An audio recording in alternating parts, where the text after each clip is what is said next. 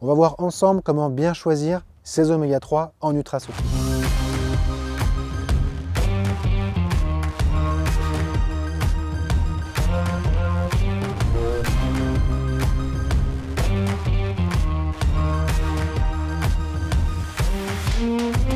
Premier élément qu'il va falloir vérifier, c'est la propreté des huiles.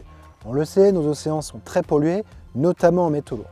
Il faut donc aller vérifier que les produits que vous achetez sont clean.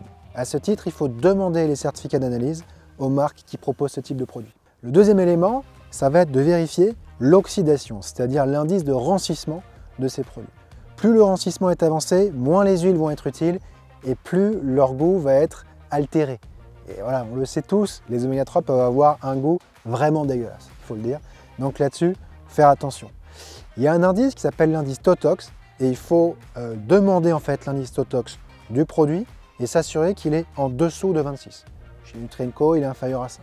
Et le dernier élément, ça va être de vérifier que les huiles sont concentrées. Et à ce titre, en fait, ça va se jouer sur le type de capsule ou de gélule que vous allez choisir.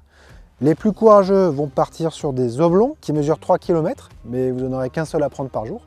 Autrement, il y a des ovoïdes ou alors des gélules de type Licaps, où 2 par jour doivent suffire pour atteindre les recommandations journalières. Alors la question, ça va être finalement de savoir pourquoi choisir ces oméga 3 en nutraceutique alors qu'il y en a dans tous les poissons. La réponse, en fait, se fait en 2 temps. Première raison, c'est parce que les diètes occidentales sont principalement concentrées sur les gros poissons, thon, saumon, qui vont être très pollués, notamment en métaux lourds.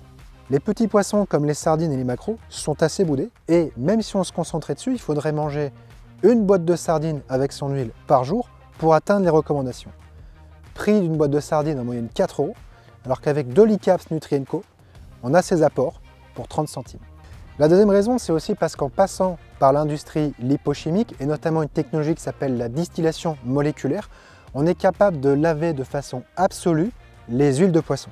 Et donc c'est une sécurité supérieure à la consommation régulière de poissons que d'utiliser des nutraceutiques.